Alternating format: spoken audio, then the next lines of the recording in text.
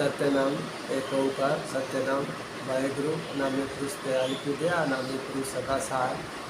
देश विदेश में आप जहाँ कहीं भी हो स्वस्थ रहे सुखी रहे, उस मालिक की दया सब पे हो। आप सबके संस्कारों की पूर्ति में मदद करें। सत्यनाम। आज रविवार 13 जुलाई को प्रकृतिपुर सिद्ध पीठाश्रम वाराणसी में आध्यात्मिक प्रश्नोत्तरी का कार्यक्रम होगा। आश्रम के शिष्य मनीष वर्मा सत्संगियों की ओर से सवाल पूछेंगे। कार्यक्रम का शुभारंभ आश्रम के शिष्य श्री अरविंद कुमार सिंह के भजन से होगा। आप भजन शुरू कीजिए।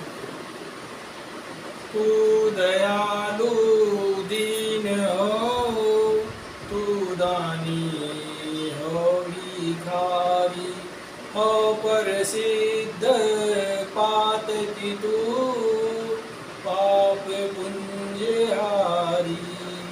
नाथ तू अनाथ को अनाथ कौन मोसो, मोस माने आरती नहीं, आरती हरे तो सो। जीव तू हो ब्रह्म तू हो, तू ही ठाकुर हो चेरो। ताते मात गुरु सखा तुम्ही हो, सब विधि तू मेरो। तोरे मोरे नाते अनेक, मानिए जो भावे। जो त्यो तुलसी कृपालु, चरण शरण पावे। सत्यनाम। सबसे पहले प्रणाम। प्राकृतिक सिद्धपीठ धमापुर कंदवा वाराणसी से मैं मनीष वर्मा। जैसा कि आप जानते हैं, इस सत्संग कार्यक्रम में हम समय समय पर प्रश्नोत्तरी कार्यक्रम भी रखते हैं। आज वह दिन आ गया है जिस दिन हम प्रश्नोत्तरी कार्यक्रम गुरु जी से कुछ सवाल पूछेंगे और जिसका दीजिए जवाब। गुरु जी, सबसे पहले एक मेरे गुरु भाई का प्रश्न है, जीवन क्या है? हर एक के मन में ये सवाल पैदा होता है कि जीवन है क्या। जो भौतिकवादी है या जो मार्क्सवादी है वो कहते हैं कि शरीर जो है पदार्थ और ऊर्जा से बना हुआ है और जीवन जो है एक सतत विकास का परिणाम है और आदमी के भीतर बस एक ऊर्जा है। और जब आदमी खत्म होता है तो ऊर्जा भी खत्म हो जाती है, या कह लीजिए कि ऊर्जा खत्म हो गई तो आदमी का जीवन भी खत्म। दूसरी तरफ आध्यात्म की दृष्टि से अगर हम देखें तो जीवन की परिभाषा दूसरी। जीवन एक अनंत यात्रा, यूँ कह लीजिए कि परमात्मा से शुरू होती है और संसार में शरीर पे शरीर धारण पर चलती रहती है। एक शरीर से दूसरे शरीर, दूसरे से तीसरे शरीर, और ये अनंत यात्रा समाप्त होती है फिर वापस परमात्मा के ही धाम पहुँचकर। जैसे हम लोग मेला देखने जाते हैं, मेला कितना भी आकर्षक हो, कितना भी अच्छा लगे, तो मेले में घूमने फिरने के बाद घंटा 2 घंटा बिताने के बाद फिर हमें घर की याद आती है और घर हमें वापस आना होता है। ठीक इसी तरह से जो शाश्वत धाम है जहाँ से हम आए हैं, हमें अनंत यात्रा करके फिर वहीं पे पहुँचना है। जब बहुत जन्म हो जाते हैं धरती पे तो आदमी ऊब जाता है, तो जीवन मरण के बंधन से ऊब जाता है, तो फिर कोई ना कोई संत महात्मा ढूंढता है जिससे इस यात्रा का समापन हो, जो कई जन्मों से चल रही है। तो आध्यात्म की दृष्टि ज़्यादा सही लगती है कि जीवन एक यात्रा है, और ये यात्रा शरीर छोड़ने के बाद भी जारी रहती है, जिसको प्रेत योनि बोलते हैं। और फिर वापस कोई न कोई मनुष्य शरीर व्यक्ति धारण करता है। संतों की जो विचारधारा है उसके अनुसार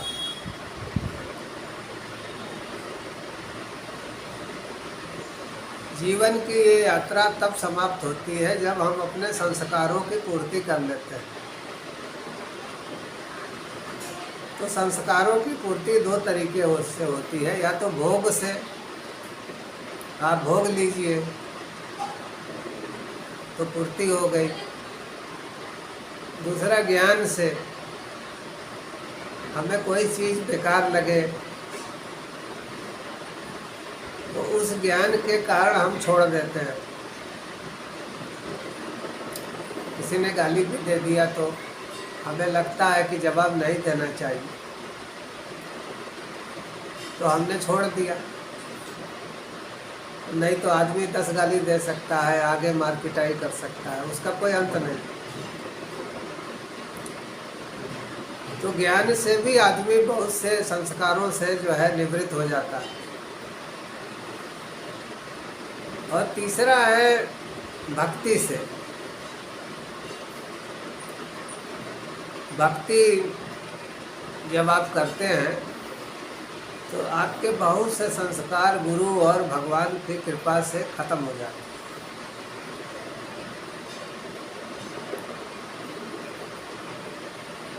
कहते हैं ना कि आध्यात्म में जब गुरु और भगवान के समीप आदमी जाता है तो कुछ संस्कार भोगने होते हैं, और बहुत से संस्कार गुरु की कृपा से कट जाते हैं, बहुत से संस्कार भगवान की कृपा से कट जाते हैं। तो जीवन एक यात्रा है। ये यात्रा कौन करता है? जीव करता है। अब जीव कौन है? तो जीव जो आपके भीतर जीवित रहता है। अगर जीव निकल जाए तो शरीर तो सब हो जाएगा, ले जाके फूंक आएंगे सब घर वाले। तो जीव की खासियत क्या है, उसको जीवात्मा भी बोलते हैं। जीव तो एक शब्द है कि अपना ज्ञान नहीं है, इसीलिए जीव शब्द है। सही शब्द जीवात्मा है। तो जीवात्मा की एक खासियत है कि जीवात्मा खुद भी जीवित रहती है और शरीर के सारे अंगों को जीवित रखती है। आत्मा की पावर है कि वो स्वयं जीवित रहती है और शरीर के अंगों को भी जीवित रखती है। आँख, नाक, कान, गुर्दा, लीवर, जो कुछ भी आपके शरीर के। अगर जीवात्मा शरीर से बाहर निकल जाए तो शरीर के सारे ऑर्गन, सारे अंग जो है धीरे धीरे धीरे धीरे खत्म हो जाते, डेड हो जाते। तो जीवन एक यात्रा है, अनंत यात्रा। यात्रा के कारण जो है संस्कार है। जिसका जितना संस्कार है, जैसा संस्कार है, वैसी यात्रा संसार में कर रहा है। आगे के सवालों में और हम चर्चा करेंगे। अगला सवाल जो है गुरु जी, गुरु बहन का एक दूसरा सवाल है, भजन क्या है? देखो, भजन का एक ही अर्थ है कि भज ना, भज यानी भागना, ना यानी नहीं। ईश्वर पथ पे चल पड़े हो तो फिर भागना मत। अब भागोगे तो फिर कई जन्म 84 लाख योनियां है ही भागने के लिए। और अगर भागोगे नहीं, गुरु के साथ चल रहे हो, तो फिर सारे जीवन मरण के चक्कर से बाहर निकल जाओगे। तो भजन का शाब्दिक अर्थ होता है कि भजना, भागना मत। अब दूसरा अर्थ जो सांसारिक है वो ये है कि भजन भाव पैदा करने के लिए किया जाता है कि हमारे अंदर भगवान के प्रति प्रेम पैदा हो। जैसे अभी अरविंद जी भजन सुना रहे थे, तो भंडारे में भी अभी बहुत से लोगों ने भजन सुनाया 10 जुलाई को, गुरु पूर्णिमा को। तो भजन जो है भाव पैदा करने के लिए किया जाता है, परमात्मा के प्रति प्रेम पैदा करने के लिए किया जाता है। और देखो, और जब आध्यात्म में गहराई से जाओगे तो भजन जो सांसारिक था, दूसरों के मुंह से हम भजन सुनते थे या खुद भजन गाते थे, तो भजन बैखरी ना हो करके परा हो जाता है। यानी कि परा यानी परमात्मा।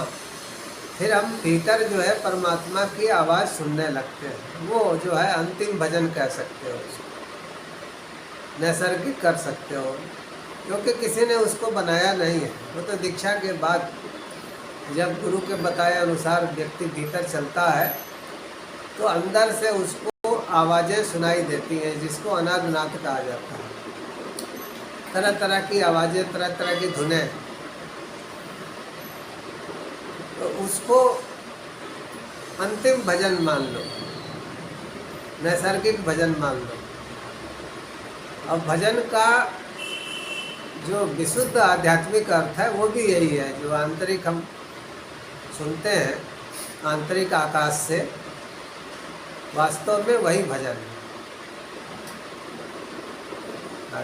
गुरु जी, तीसरा प्रश्न हमारे गुरु भाई का आया है। उनका कहना है कि सुमिरन क्या है? सुमिरन शब्द का अर्थ होता है कि याद करना, गुरु को याद करना, भगवान को याद करना। तो जो भी गुरु से व्यक्ति मंत्र पाया है, तो गुरु के चेहरे को या चरण को याद करते हुए उसका जाप करना।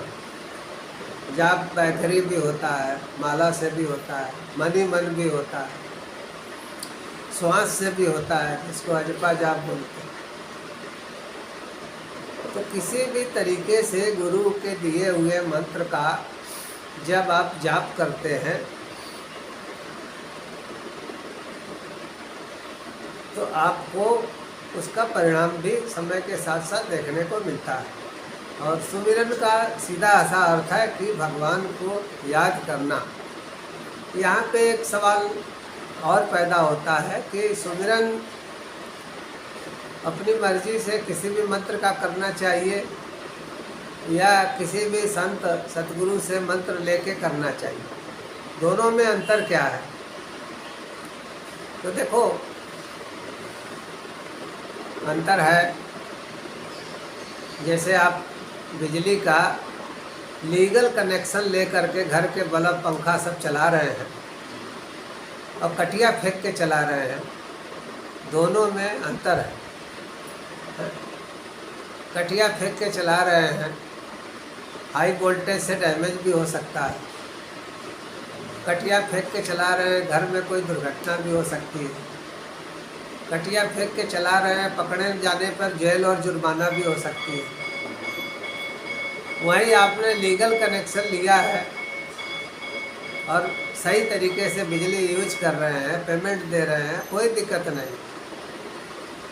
तो देखो, भजन भी जो किसी संत से प्राप्त होता है, भगवान का कोई भी नाम, वो सही तरीके से आप एक कनेक्शन ले रहे हैं भगवान से जुड़ने के लिए।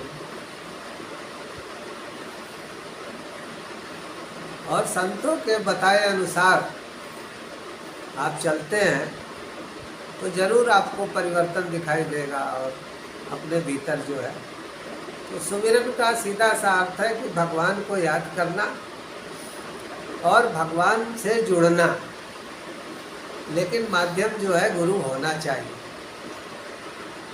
माध्यम एक गुरु होना चाहिए। जैसे शादी में कोई ना कोई माध्यम चाहिए ना, शादी कराने वाला। किसी पंडित की ज़रूरत होती है, मौलवी की ज़रूरत होती है, या किसी भी समाज से व्यक्ति है तो ज़रूरत पड़ती है। ठीक इसी तरह से सुमिरन भी गुरु के बताए अनुसार करना चाहिए। अभी चौथा प्रश्न हमारे गुरु भाई का है, उनका कहना है माया मोह क्या है?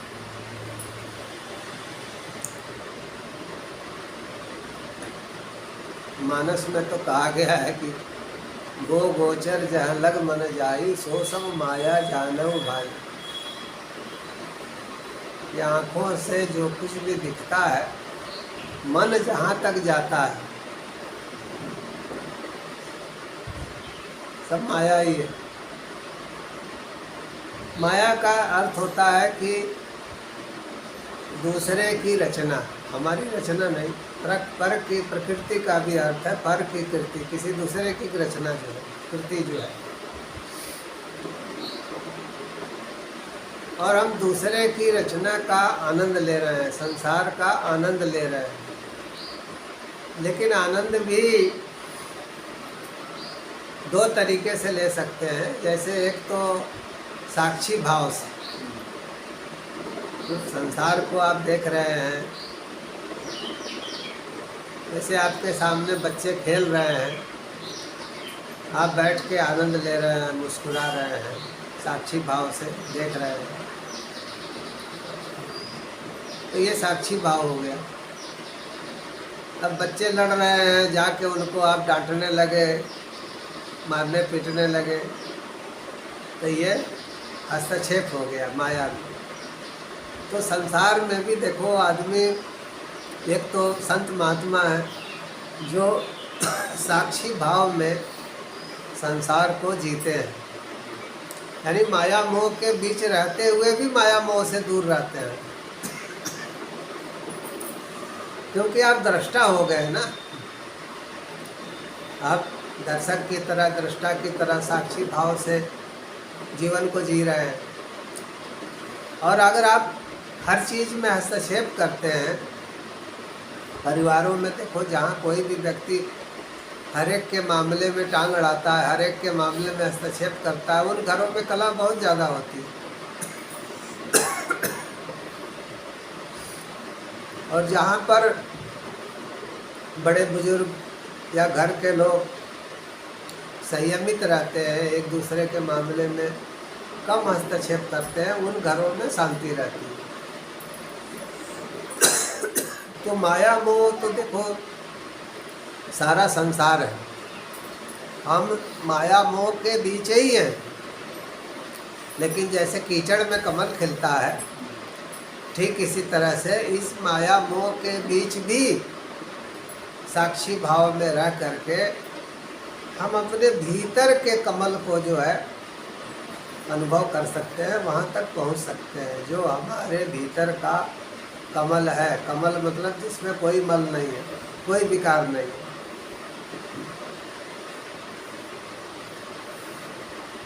ये पांचवा प्रश्न है, सृष्टि क्या है? देखो, सृष्टि क्यों बनी है, इसको लेकर के भी बहुत से मतभेद है। साइंटिस्ट कहते हैं कि पदार्थ और ऊर्जा के विस्फोट से ये सृष्टि बनी है। और सृष्टि में दो ही चीज़ वो मानते हैं कि एक मैटर है, एक एनर्जी है, पदार्थ है, ऊर्जा है। आखिर में पदार्थ सब खत्म हो जाएंगे, फिर ऊर्जा ही जो है शेष बचेगी, फिर ऊर्जा में विस्फोट होगा, फिर सृष्टि होगी। आध्यात्म का नज़रिया दूसरा है। आध्यात्म ये मानता है कि प्रकृति और पुरुष, इनके मिलन से ये सृष्टि होती है। आध्यात्म ये मानता है कि सृष्टि का कारण संस्कार है। जैसे देखो, रेल की पटरी है, उसी पटरी पर ट्रेन आती जाती है, कितनी बार आती जाती है। ऐसे ही देखो, सृष्टि का भी संस्कार है। धरती के घूमने का एक संस्कार है ना, उसी आधार पे करोड़ों वर्ष से घूम रही है। ग्रह नक्षत्र गति कर रहे हैं, उनका एक संस्कार है। तो सृष्टि संस्कार के ऊपर जो है सृष्टि चल रही है। देखो, वैज्ञानिक भी मानते हैं कि किसी भी कार्य का कारण होता है, कार्य कारण सिद्धांत। तो सृष्टि में जो कुछ भी दिखाई दे रहा है, जो कुछ भी कार्य हो रहा है, इसका कारण भी है। जैसे देखो, पटरी ट्रेन आ रही है, जा रही है पटरी पे, ऐसे ही संस्कार जो है कारण होते हैं। और संस्कार अनंत है। ये सृष्टि जैसे अनंत है, ऐसे ही संस्कार अनंत है। एक चींटी के आने का भी संस्कार है, आपके आने का भी संस्कार है। अगर 100 जन्म का संस्कार है तो आपको लेना ही होगा 100 जन्म।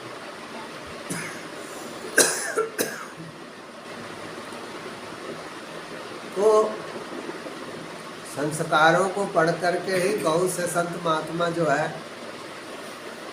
बता देते हैं कि ये होने वाला है। और भविष्य में क्या होगा, ये भी सृष्टि के संस्कारों को देख करके ही लोग बताते हैं कि ये चीज़ें होंगी। तो सृष्टि संस्कारों पे आधारित है। और प्रकृति और पुरुष, यानी जड़ और चेतन, ये दोनों मिल करके, और संक्षेप में जान लो कि माया और ब्रह्म, यानी जड़ और चेतन, ये दोनों मिल करके पूरे सृष्टि की रचना करते हैं।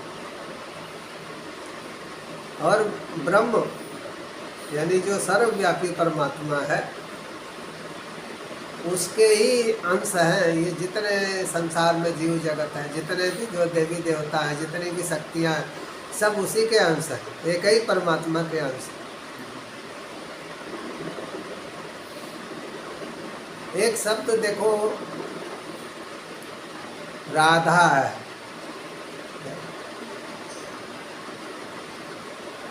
तो कबीर साहब ने भी जिक्र किया है कि राधा शब्द लोग रटते क्यों हैं, राधा राधा राधा राधा। वृंदावन बरसाने इस तरफ तो ज़्यादा। तो देखो, रा जो है ये संसार है।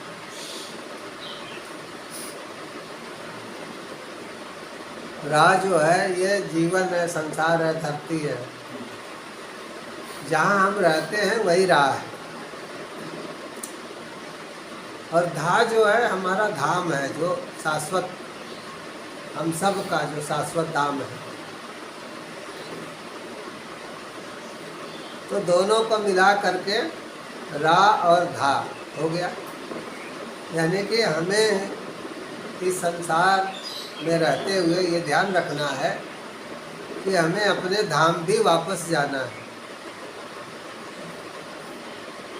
इसीलिए देखो, कबीर साहब ने तो कहा कि राधा को उल्टा कर दो तो धारा बनता है। तो धा यानी हमारा शाश्वत धाम। और रा यानी ये संसार, जहाँ हम रहते हैं वही रा है। तो धारा के रूप में, परमात्मा से धारा के रूप में नीचे जीवन आता है, जीव जगत आता है, और राधा के रूप में वापस जाता है। तो हर चीज़ के साइंटिफिक वैज्ञानिक परिप्रेक्ष्य भी हैं, और हर चीज़ में एक डीप है, गहराई भी है। जैसे देखो, संक्षेप में सृष्टि क्या है समझ लो। जैसे देखो, समुद्र से पानी भाप बन के उड़ता है, बादल बनता है, कहाँ कहाँ जाके बरसता है, नदी नाले, कहीं नाले में है, कोई पानी जो है गंगा नदी में है, कोई नाले में है, कोई तालाब में है, और फिर सारे पानी जो है एक दिन वापस समुद्र में जाके मिल जाते हैं। तो ऐसे ही देखो, परमात्मा से सारे जीव निकलते हैं। संस्कार की वजह से कोई रोल कर रहा है, कोई अच्छा कर रहा है, कोई राम का कर रहा है, कोई रावण का कर रहा है, कोई महात्मा है, कोई कसाई है। लेकिन हकीकत ये है कि सब उस परमात्मा का ही कार्य कर रहे हैं। जिसका जो संस्कार है उसके अनुसार वो कार्य कर रहा है। ये छठा प्रश्न गुरु बहन का आया है कि भक्ति क्या है? भक्ति का शाब्दिक अर्थ होता है कि भग की इति। भग का अर्थ होता है माया मोह, इति यानी समाप्त। तो देखो, माया मोह जबरदस्ती आप समाप्त नहीं कर सकते। या तो आपको सही ज्ञान हो जाए, सही ढंग से ज्ञान हो जाए, तो माया मोह से आदमी दूर हो जाता है, और नहीं तो किसी गुरु की कृपा हो जाए। भक्ति जो है माया मोह की समाप्ति है, लेकिन आप जबरदस्ती माया मोह को नहीं छोड़ सकते। ज्ञान हो जाए तो आपको बेकार लगेगा, या हमारी इच्छाएं पूरी होती जाएं। किसी गुरु के सानिध्य में है, इच्छाएं कम होती जाएं, इच्छाएं कम होती जाएं, जो हैं वो पूरी होती जाए, तो आपको धीरे धीरे धीरे धीरे माया मोह से छुटकारा मिलने लगेगा। देखो, इच्छाओं का कम होना ही भक्ति की शुरुआत है। अगर इच्छाएं आपकी बढ़ रही हैं तो तब भोग की तरफ आप जाएंगे। योग की तरफ तो आप तभी जाएंगे जब इच्छाएं कम होंगी। इच्छाएं अगर बढ़ेंगी तो भोग भी बढ़ेंगे। इच्छाएं कम होंगी तो आपके भोग भी कम होंगे, भोग की प्रवृत्ति भी कम होगी। तो भक्ति का अर्थ ये नहीं कि कोई भजन कर रहा है वो भक्त है, तो परिभाषा ही गलत हो जाएगी। भक्ति की एक ही कसौटी है कि संसार के बारे में आपका नज़रिया कितना है, क्या है, आपकी इच्छाएं क्या हैं, इच्छाएं आपकी कम हो रही हैं कि बढ़ रही हैं। अच्छा, भारत में बड़ा उल्टा एक रिवाज है कि किसी ने तरह तरह के कपड़े पहन लिए, गेरुआ वस्त्र पहन लिया, टीका लगा लिया, दाढ़ी बढ़ा लिया।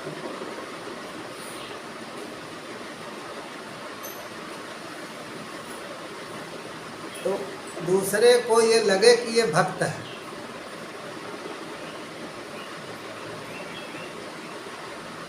लेकिन इससे आपको क्या फ़ायदा है? कुछ नहीं। आपको खुद महसूस होना चाहिए कि आप भक्त हैं कि अभक्त हैं, आप भक्त हैं कि नहीं हैं। ये डिसीजन तो आपको लेना है। दूसरे आपको समझे न समझे इससे क्या फर्क पड़ता है। तो हम कितने पानी में हैं, हमारी भक्ति कैसी है, ये तो हमें खुद डिसाइड करना होगा। तो जो भक्ति मार्ग पे चलने वाले सच्चे पथिक हैं, वो अपने को भक्ति की कसौटी पे कसते रहते हैं। और भक्ति देखो तभी सफल हो सकती है, आगे बढ़ सकती है, जब हमारी इच्छाएं कम होती जाए। भक्ति का अर्थ ही जब यही है कि माया मोह की समाप्ति, भग की इति, तो सीधा सा अर्थ है कि हमारी इच्छाएं कम होती जाएं, हम परमात्मा को याद करें। ये भक्ति की शुरुआत। आगे भक्ति के बहुत से सोपान है, जैसे बैखरी है, मध्यमा है, पश्यंती है, परा है। फिर हम चर्चा करेंगे आगे किसी सवाल की जगह। गुरु भाई का प्रश्न है, जीवन में समस्या क्यों आता है, उसका सही निदान क्या हो?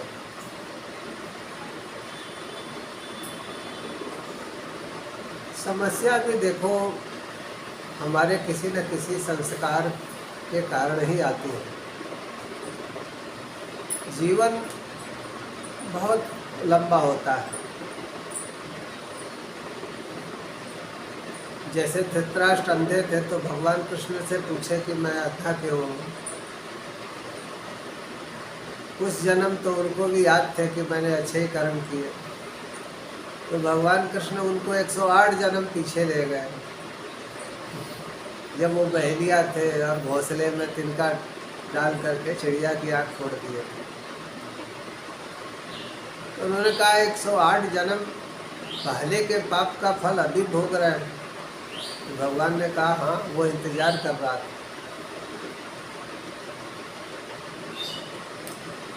तो देखो जीवन में जो समस्याएं आती हैं वो हमारे कर्मों से ही पैदा होती है। जैसे देखो फसल जो है, जो बीज बोओगे, जैसा बीज बोओगे वैसे ही खेत में फसल तैयार होती है।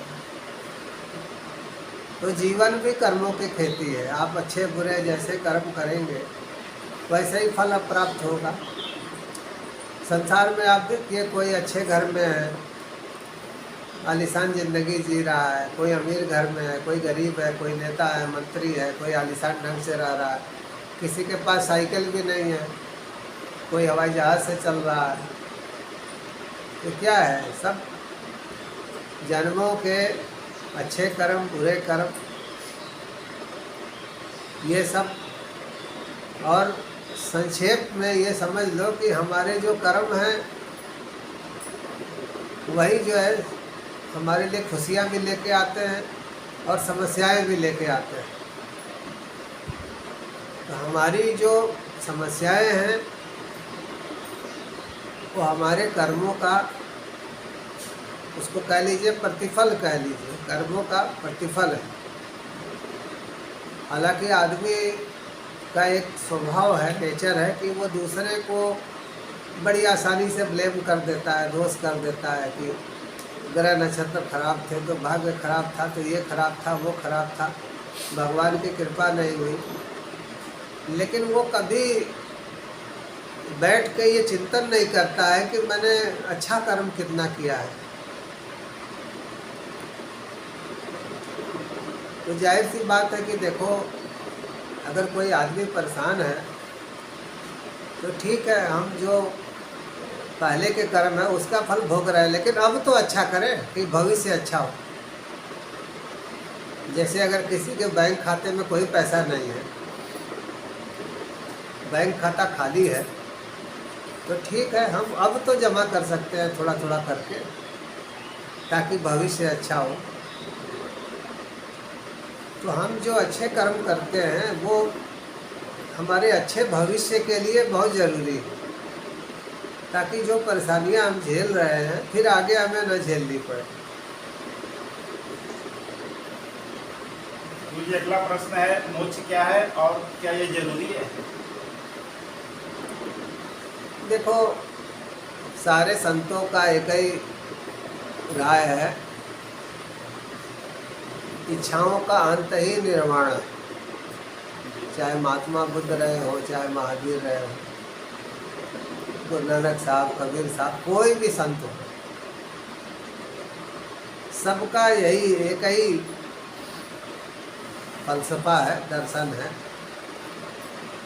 कि इच्छाओं का समापन ही मोक्ष है। अगर कोई इच्छा नहीं है मरते समय तो व्यक्ति दोबारा नहीं आएगा। इच्छाओं के कारण, इच्छाएं कारण बन जाती हैं हमारे आने की। तो कार्य कारण सिद्धांत के अनुसार जीवन चलता है और इच्छाएं ही कारण होती हैं संसार में हमारे कार्य करने के। तो मोक्ष ऐसा नहीं है कि सबके लिए जरूरी है, लेकिन उनके लिए जरूरी है जो बहुत जन्म ले चुके हैं। जो बहुत जन्म ले चुके हैं वो तो संत महात्मा ही हैं, और संत महात्मा तो इच्छाओं को समापन के लिए ही जंगल, पहाड़, कंदरा, गुफा तपस्या कर ही रहे कि इच्छा न रह जाए। मैंने बताया ना कि जैसे देखो चना है, चने में अंकुरण की शक्ति है, तो भिगो दोगे पानी के साथ, मिट्टी के साथ, लगते ही अंकुरण निकल आएगा। लेकिन उसी चने को अगर भून दिया जाए तो किसी भी मिट्टी में, किसी भी पानी से वो अंकुरण नहीं होगा। तो संत महात्मा भी तपस्या जो करते हैं तो अपने संस्कारों को ही भूनते हैं, खत्म करते हैं, कोई संस्कार रह नहीं जाता। तो मोक्ष सबके लिए तो संभव नहीं है, लेकिन उनके लिए जरूरी हो जाता है जिन्होंने बहुत जन्म ले चुके हैं।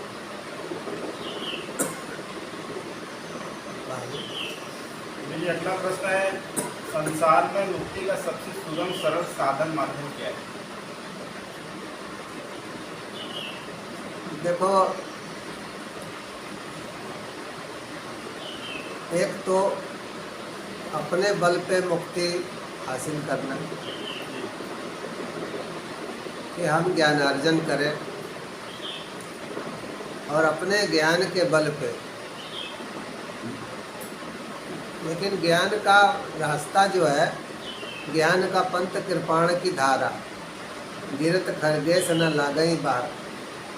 तो ज्ञान का पंथ जो है तलवार की धार के बराबर है, क्योंकि आपने ज्ञान हासिल किया, उस ज्ञान के अनुसार आपको चलना भी है। नहीं चलेंगे तो जीवन बेकार, सारा ज्ञान बेकार।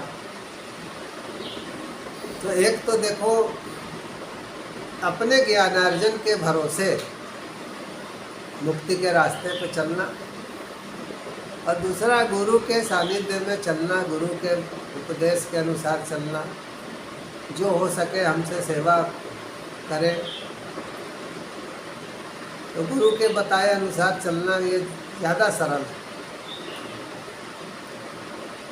और वो मुक्ति का एक सहज मार्ग प्रशस्त करता है। उसमें ज़्यादा विघ्न बाधाएं नहीं है, और अपने ज्ञान के सहारे चलते हैं तो उसमें बाधाएं भी बहुत आती हैं। मुझे गुरु बहन का सवाल है, वास्तविक संत की पहचान क्या है और जीवन का कल्याण कैसे हो सकता है? देखो, वास्तविक संत की पहचान तो यही है कि वो अपने को संत कहेंगे ही नहीं। जो है उसको कहने की क्या ज़रूरत है? पानी को क्या कहने की ज़रूरत है कि मैं पानी हूँ? जो प्यासा होगा वो पिएगा ही। भोजन को कहने की क्या ज़रूरत है कि मैं भोजन हूँ? जो भूखा होगा वो खाएगा ही। तो देखो, जो वास्तव में संत हैं उन्होंने कभी अपने को संत नहीं कहा। उन्होंने कभी ये नहीं कहा कि मैं संत हूँ। वो तो कहते हैं मैं भगवान का भक्त हूँ, सेवक हूँ। और संत का अर्थ क्या है, पहले इसको समझ लो। संत कोई शब्द जो है छोटी मोटी चीज नहीं है। तो संसार में जितने संत आए सबको नमन करते हुए, सबको बारंबार नमन करते हुए इतना ही कहूँगा कि देखो स और अंत दो शब्द से मिलकर बना है संत, दो अक्षर से। तो स का अर्थ है संस्कार, आपके कई जन्म के जो संस्कार, और अंत मतलब उसका अंत कर लीजिए। तो जो चाहे ज्ञान से या भक्ति से जिसने अपने कई जन्म के संस्कारों को अंत कर लिया है वो संत।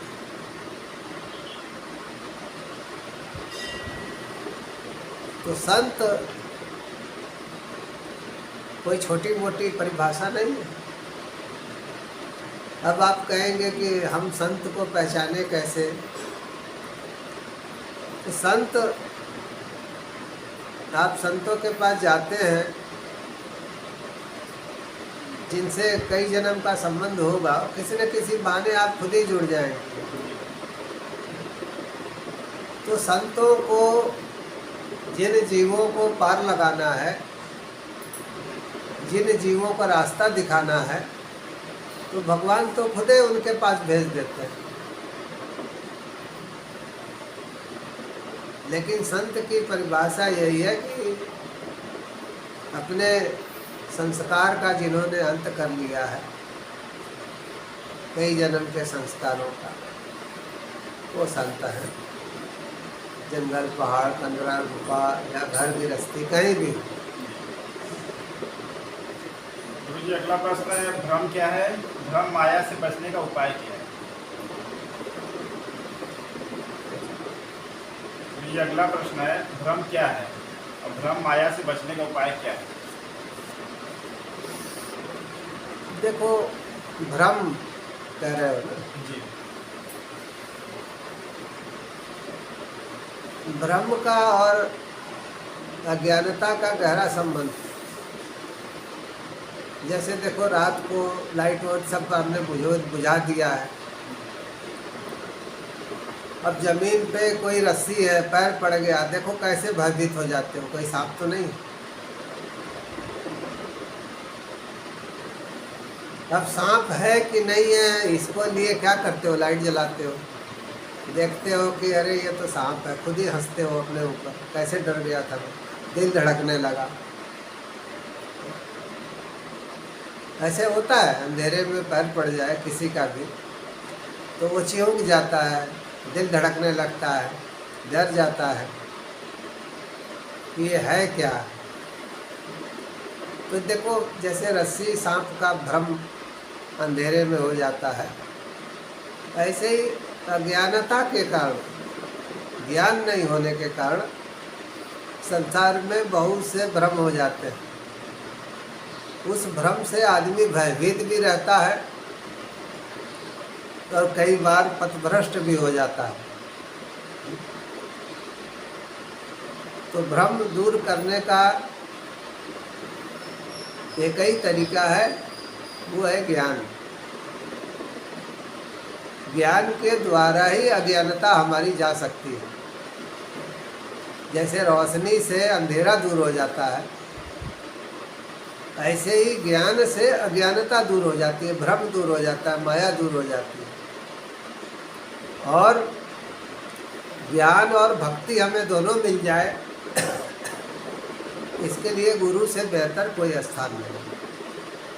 किसी भी संत की छत्र छाया में रहना, तो हमें दोनों ही चीज़ें हासिल हो जाएगी, ज्ञान भी मिल जाएगा और भक्ति भी मिल जाएगी।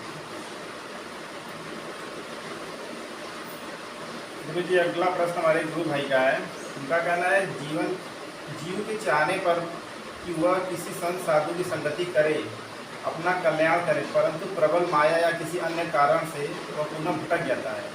इसका समाधान क्या है और दृढ़ विश्वास कैसे प्राप्त हो सकता है? देखो, संसार में जब व्यक्ति आया है, आंखों से देखता है तो आकर्षित होता ही है। जैसे आप मिठाई जो खाने का प्रेमी है तो मिठाई की दुकान के सामने गुजरा तो कदम रुक जाते हैं। दारू का प्रेमी है तो वो दारू का मैं खाना देख के उसके कदम रुक जाते हैं। शराब की दुकान देखते ही कदम रुक जाते हैं। इसी तरह जो जुए का प्रेमी है तो 4 जुआरियों को खेलते हुए देख करके कदम रुक जाते हैं, वो भी जाके बैठ जाता है।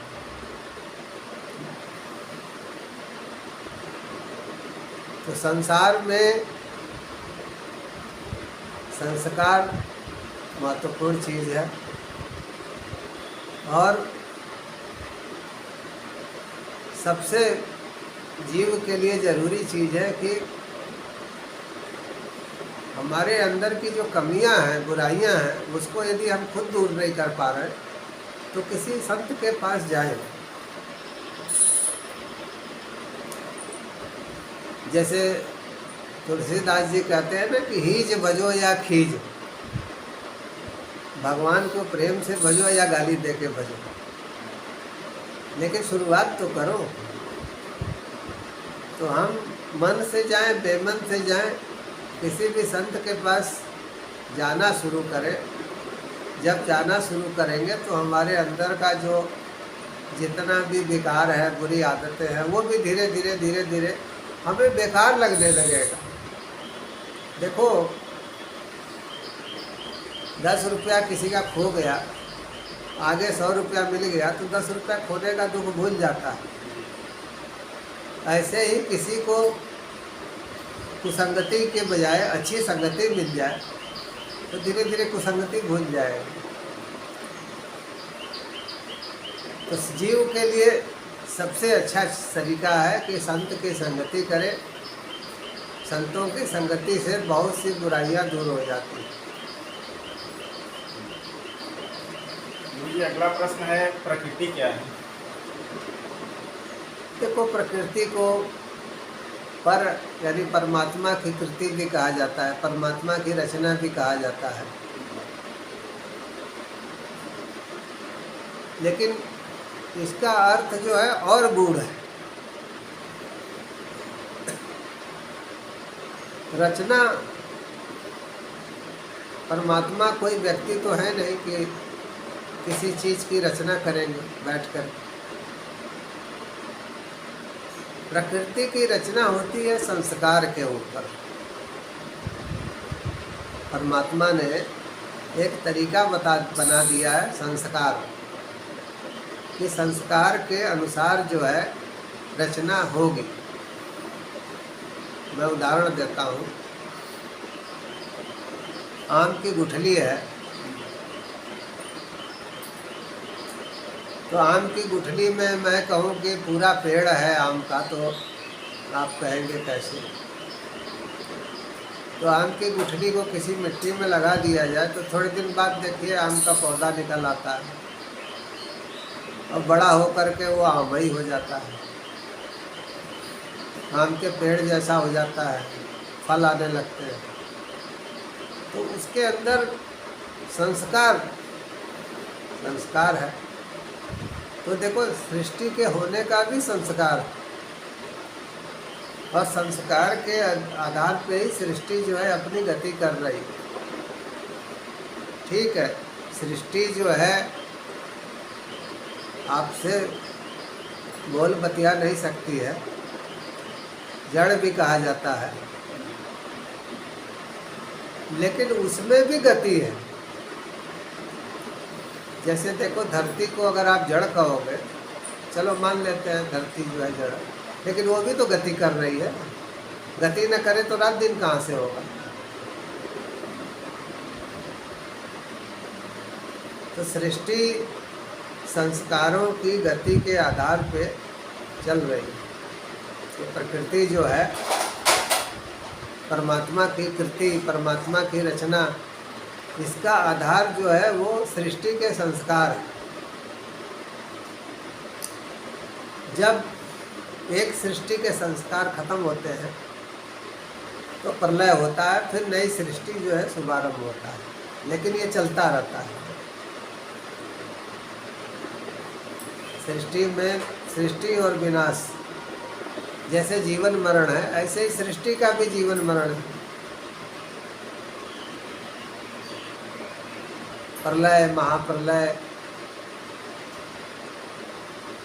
इसकी बहुत सी कल्पनाएं की गई। जो भी चीज बनती है बिगड़ती भी है। तो सृष्टि संस्कारों पे चल रही है, हम लोग भी संस्कारों के अनुसार ही गति कर रहे हैं और सृष्टि भी संस्कार के अनुसार ही गति कर रही है।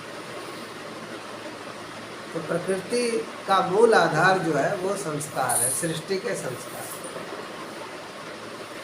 मुझे अगला प्रश्न है कि ब्रह्म क्या है? ब्रह्म,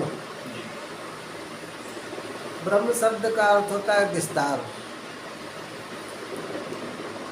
जिसका ये पूरा विस्तार है। सब कुछ जो आंखों से दिखता है, सारी सृष्टि, सृष्टि में सब कुछ, आकाश गंगा भी शामिल है, आपके ग्रह, नक्षत्र, तारे, सितारे, बहुत सारे लोग, बहुत सारी सृष्टि।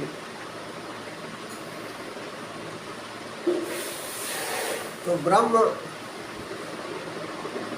का विस्तार होता है और उसका संकुचन भी होता है। जैसे देखो, एक रबड़ बैंड आप लेते हैं तो रबड़ बैंड लेकर के आप खींचिए तो वो खिंचता चला जाता है, अब फिर जो है छोड़ दीजिए तो धीरे धीरे धीरे धीरे धीरे धीरे फिर अपने मूल पे आ जाता है। तो ये सृष्टि का भी विस्तार होता है। ब्रह्म सृष्टि का भी विस्तार होता है और फिर एक दिन जो है धीरे धीरे धीरे धीरे इसका संकुचन भी हो जाता है। जैसे साइंटिस्ट कहते हैं ना कि पूरा संसार जो है एक दिन ब्लैक होल में समा जाएगा, सारी धरती। तो सब, और ब्लैक होल है क्या? तो साइंटिस्ट कहते हैं कि जब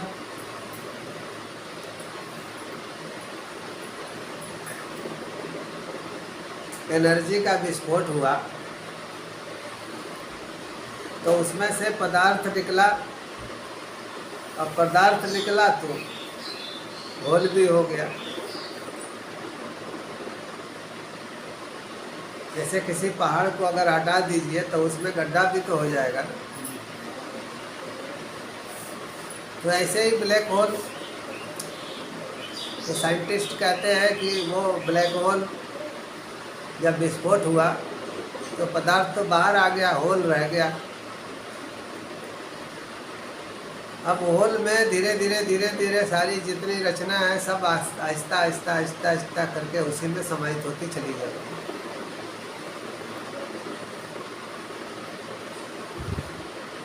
आध्यात्म का नजरिया दूसरा है।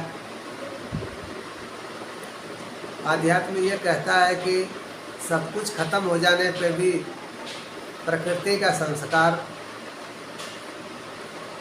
हर जीव का संस्कार, चींटी से लेकर ब्रह्मा तक, हर जीव का, हर देवी देवता, हर शक्तियों का संस्कार जो है मौजूद रहेगा। उसी संस्कार के आधार पे फिर से नई सृष्टि होती है। इस तरह से सृष्टि और प्रलय चलता रहता है। ब्रह्म देखो बहुत अच्छा शब्द है, लेकिन बहुत इसको बदनाम भी कर दिया गया है। किसी ओझा सोखा के पास जाओगे तो वो पहला शब्द वो यही पकड़े होते हैं, इसको ब्रह्म ने पकड़ा हुआ।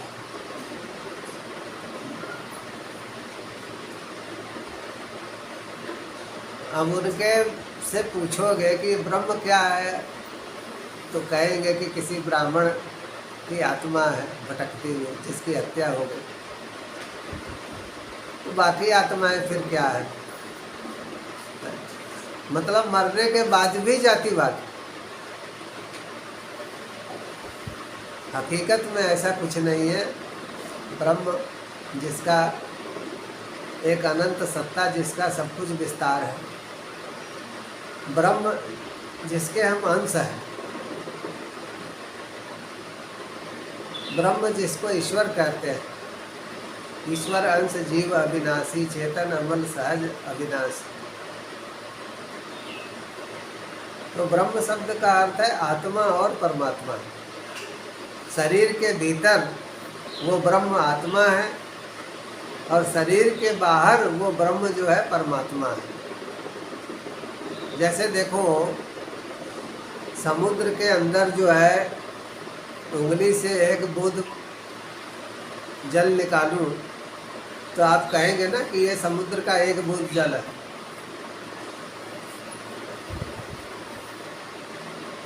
समुद्र का एक बूंद जल जो है उसके लिमिटेड पावर, उसमें कोई आपको जहाज जाते हुए नहीं दिखाई देगा, कोई मगरमच्छ दिखाई नहीं देगा, मछली नहीं दिखाई देगी। लेकिन समुद्र जो है अथाह है, अनलिमिटेड पावर, उसमें मछली मिलेगी, मगरमच्छ मिलेंगे, बड़े बड़े जहाज आते जाते मिलेंगे। ऐसे ही आप परमात्मा के अंश हैं, ब्रह्म के अंश हैं, लेकिन आपकी पावर जो है वो लिमिटेड है। और जो सर्वव्यापी है उसकी पावर जो है अनंत है। तो जो शरीर के बाहर है जिसको बोलते हैं आत्मा से परे, पर आत्मा, परमात्मा, तो आत्मा से जो परे है वो परमात्मा, और आत्मा जो है शरीर के अंदर। तो शरीर के घेरे में जो ब्रह्म है वो भी परमात्मा का ही अंश है। बाहर जो सर्वव्यापी ब्रह्म है जिसका सब कुछ विस्तार है वो भी परमात्मा ही है।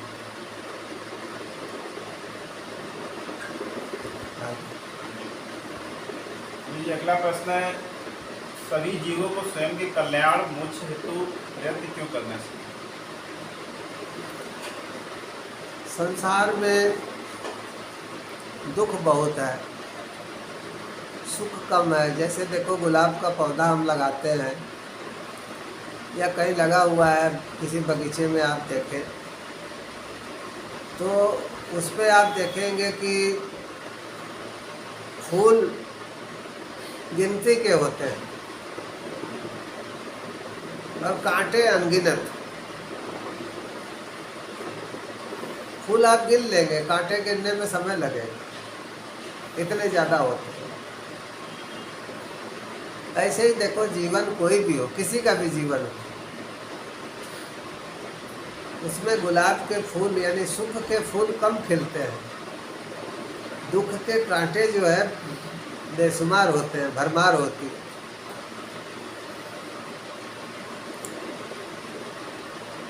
तो हमें तो जीवन जब भी आएंगे संसार में, हमें शुरुआत तो वही करनी होगी ना कि 9 महीने गर्भ में रहो, कष्ट झेलो, फिर पढ़ाई लिखाई का कष्ट झेलो, फिर नौकरी ढूंढने का, फिर शादी विवाह, फिर बच्चों का पालन पोषण। उसके अलावा समय समय पे जो रोग हैं, कष्ट हैं, एक्सीडेंट है, चोट है, किसी ने अपमान किया, झगड़े झंझट हुए। तो संसार में जब भी हम आएंगे सारी चीज़ें तो हमें झेलनी होंगी। इसीलिए हर जीव को समझाया जाता है आध्यात्मिक होने से।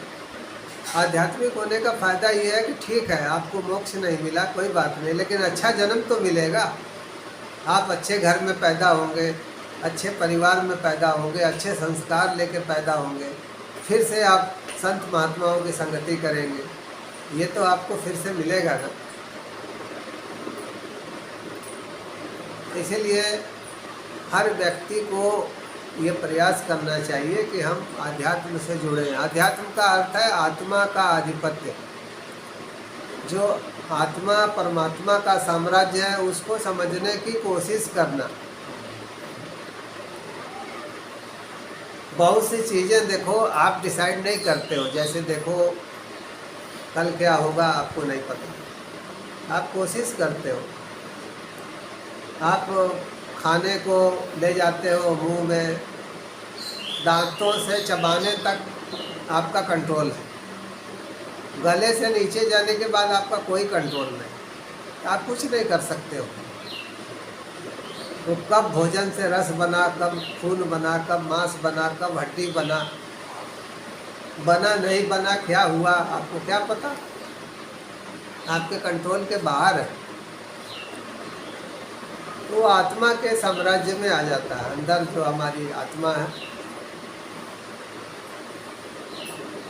तो देखो संसार में कर्तापन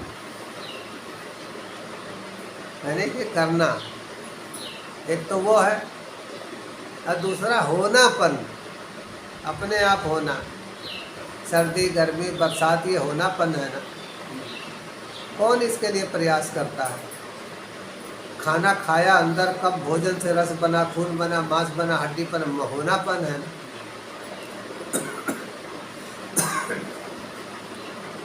तो जो आध्यात्मिक हैं वो इसी होनापन को पकड़ लेते हैं, और जीवन में बहुत सी चीज़ें होने लगती हैं, संस्कार भी कटने लगते हैं, और ये जीवन मरण के चक्र से बाहर निकल जाते हैं।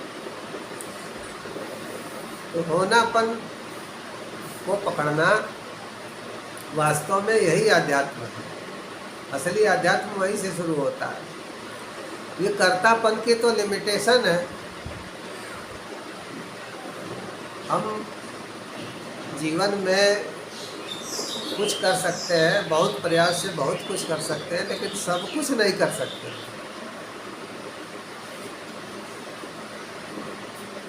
होनापन की कोई लिमिटेशन नहीं, होनापन तो पूरा सृष्टि ही है। धरती को कौन घुमा रहा है, ये ग्रह नक्षत्र कैसे गति कर रहे हैं, होनापन में ही है ना। तो होनापन एक बड़ा साम्राज्य है, परमात्मा का साम्राज्य है, और कर्तापन हम लोगों का है, लिमिटेड पावर।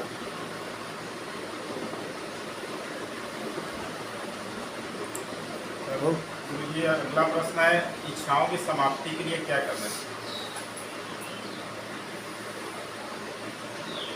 कुछ इच्छाओं को पूरा कर लेना चाहिए, जो मोटी मोटी इच्छाएं हैं। बाकी इच्छाओं को हम ज्ञान के जरिए, भक्ति के जरिए समाप्त कर सकते हैं। किसी न किसी संत का, किसी न किसी गुरु का सानिध्य आवश्यक है। सेवा से भी इच्छाएं जो हैं खत्म होती हैं। जब हम यथा सामर्थ्य तन से, मन से, धन से जो भी सेवा करते हैं, उससे भी हमारी इच्छाएं जो हैं कम होती हैं।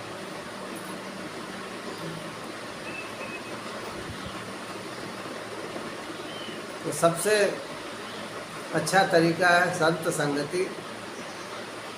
संतों की संगति ही बेहतर उपाय है, सरल उपाय है। ज्ञान भी मिलेगा, भक्ति भी मिलेगी।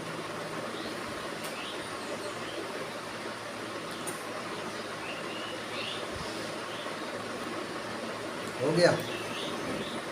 गुरु जी, तमाम गुरु भाई बहनों के उत्तरी प्रश्नों को देख के हमारे मन में भी एक जिज्ञासा जागी है। हमारा गुरु जी प्रश्न है कि मूर्ति पूजा को आप कहाँ तक सही मानते हैं? देखो, जैसे बच्चा है, पका गगा सीखता है, ABCD सीखता है, ठीक इसी तरह से साकार की जब हम पूजा करते हैं तो ये भी शुरुआती पूजा है। वहाँ से साधना की शुरुआत होती है। हम साकार से निराकार की तरफ जाएं, ये साधना की मंजिल है। जैसे देखो, अपने ही शरीर में देखो, साकार निराकार का खेल। आप खाना खाते हो, साकार की जरूरत होती है। खाना बनाते हो तो साकार रूप में ही बनाते हो ना, खाना भी साकार रूप में खाते हो। लेकिन विश्राम के लिए आप कहाँ जाते हो? निराकार में ही जाते हो ना। आप सो जाते हो, सोने के बाद कहाँ जाते हो? निराकार ही तो हो जाते हो। न कोई शरीर का ज्ञान, न संसार का ज्ञान, न रिश्ते परिवार का ज्ञान। कौन सा ज्ञान रह जाता है गहरी निद्रा में? तो साकार निराकार तो आपके भीतर भी है ना।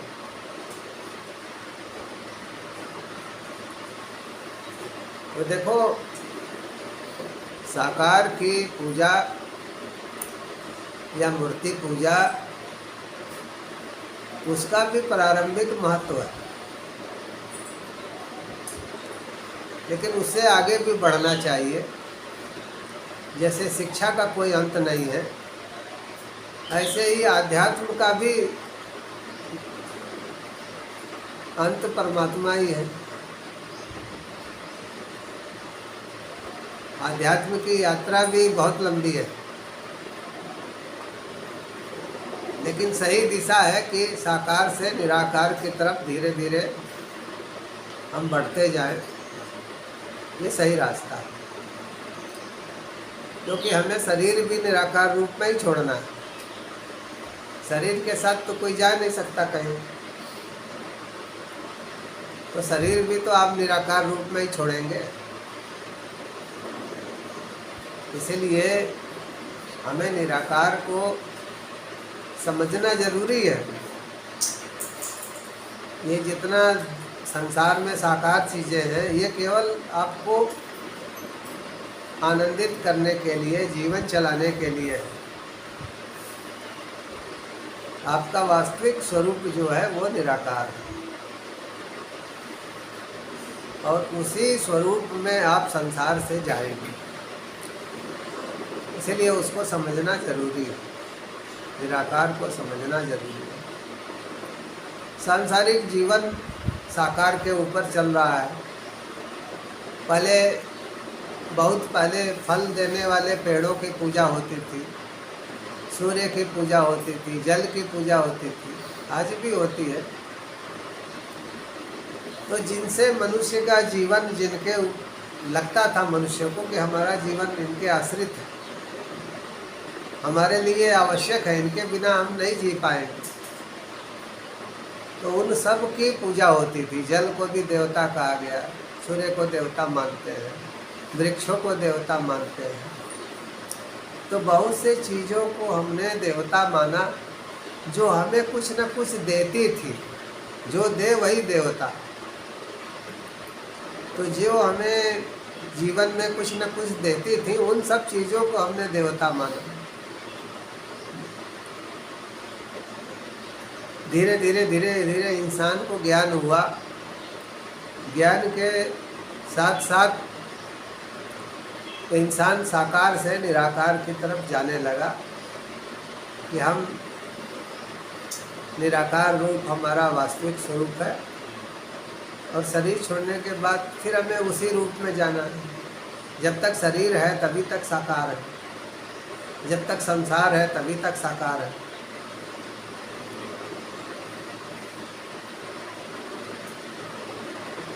तो मूर्ति पूजा में कोई बुराई नहीं, कोई दिक्कत नहीं, लेकिन उससे भी आगे बढ़ना चाहिए। उससे आगे भी बहुत कुछ है, वो भी हमें जानना चाहिए। और साकार से निराकार तक पूरी यात्रा हमें करनी चाहिए, आध्यात्मिक पूरी यात्रा। ये आज के आध्यात्मिक प्रश्नोत्तरी कार्यक्रम का आखिरी सवाल है। सांसारिक जीवन यापन करते हुए जीव अपना कल्याण घर परिवार के साथ रहकर कैसे कर सकते हैं? घर परिवार भी देखो एक प्रयोगशाला है। आप जंगल, पहाड़, कंदरा, गुफा में बहुत से संत महात्मा रहते हैं, तपस्या करते हैं। लेकिन घर में अगर आपने तपस्या कर लिया, तब आप पक्के संत हो जाएंगे। क्योंकि देखो, घर एक प्रयोगशाला है, लेबोरेटरी है।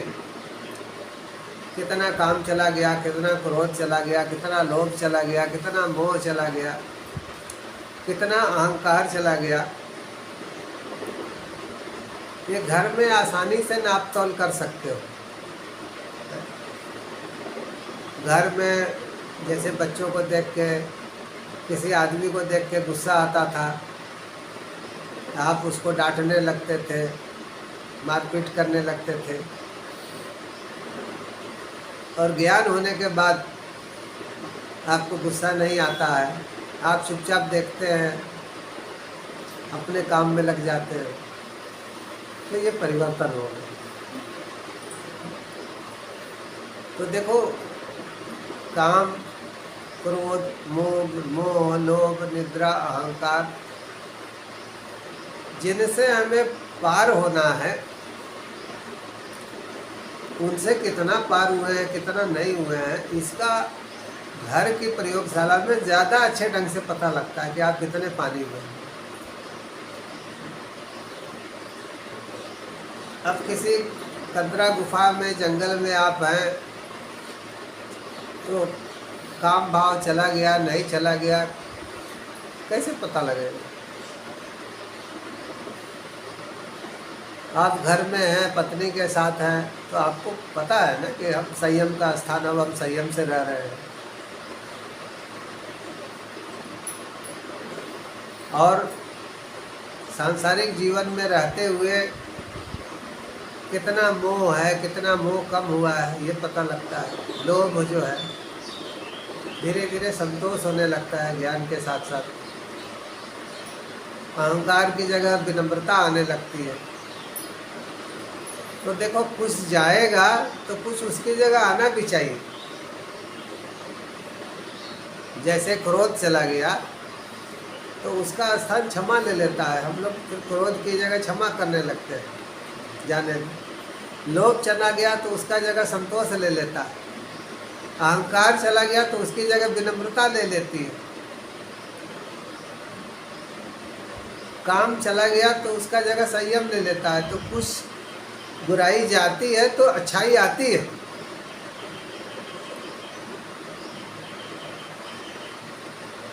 तो देखो, गुरु से हम ज्ञान लें, भजन करें, सुमिरन करें, तो ज्ञान ले करके सुमिरन भजन करते रहें। और घर की प्रयोगशाला में हमें पता भी चलता रहेगा कि हम कितने पानी में हैं। तो घर गृहस्थी में भी व्यक्ति साधना कर सकता है, कोई दिक्कत नहीं।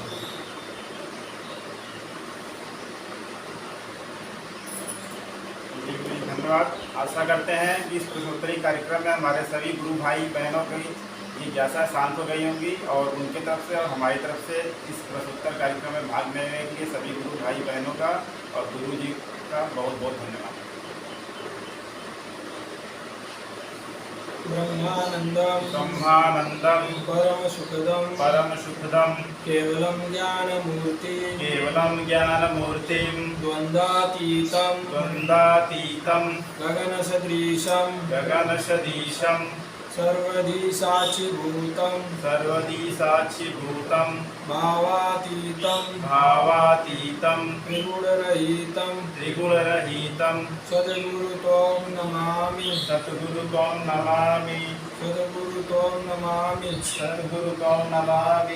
मानुष भजले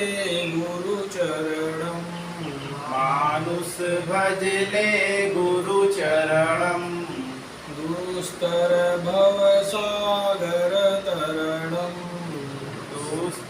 भवसागर तरणं मानुष भजले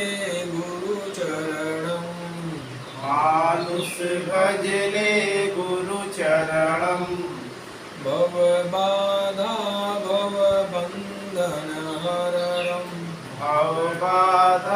भवबन्धनहरणं मानुष भजले गुरुचरणं